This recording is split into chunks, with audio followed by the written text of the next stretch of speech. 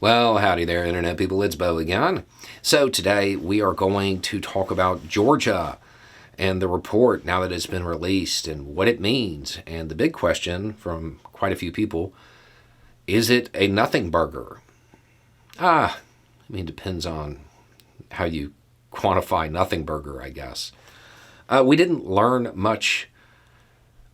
We didn't learn much beyond what we already knew. That is true. There's not actually a whole lot of new information in it. And if you have no idea what I'm talking about, the special grand jury in Georgia that's looking into election interference during the 2020 election and all of that stuff. Portions of the special grand jury report were released to the public. And there's not much there, but it didn't release the parts that everybody was really looking for. There are no names in it. What really matters, there's two key pieces. First is that the grand jury did determine there was no widespread voter fraud that could have affected the outcome of the election or anything like that. That was a unanimous decision. And a majority of that grand jury believes that there were people who lied under oath, and that the district attorney should seek charges. Those are the two pieces.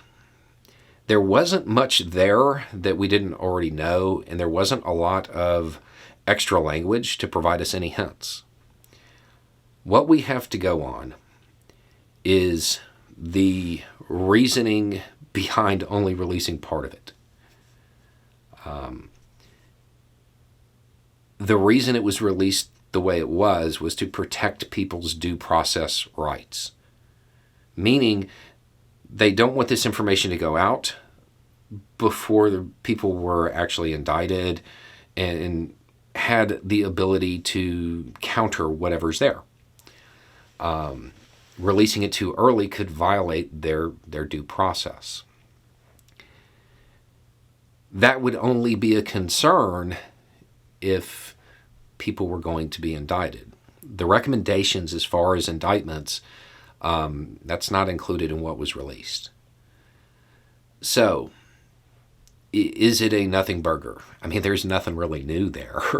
There's not a lot of new information. But the context of it shows that it's moving forward.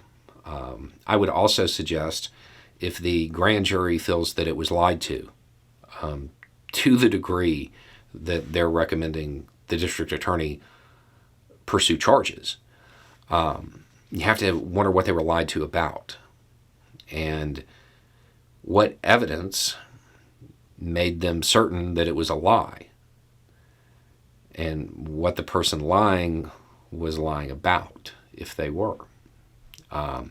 If what they were lying about was criminal activity, that would kind of track. But again, we don't know that. There wasn't a whole lot there. But at this point, it's moving forward. Charging decisions are imminent. Again, I'm starting to believe a whole lot of people do not know what that word means, because this doesn't feel imminent to me. It feels like it's been dragging on a while. There are people who believe there are two rumor mills.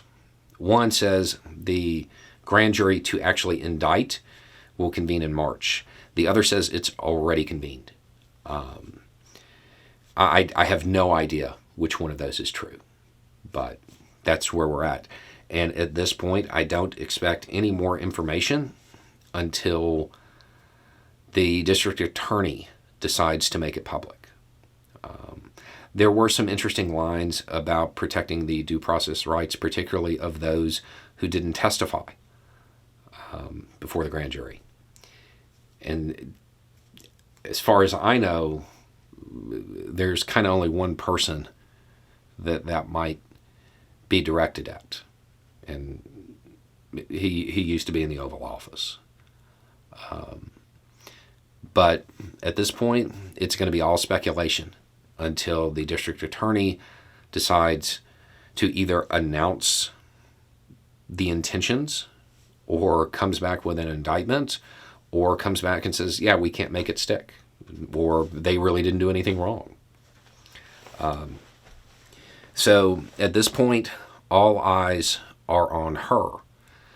And I would imagine that there will start to be pressure to make a decision and make it public pretty quickly. Anyway, it's just a thought. Y'all have a good day.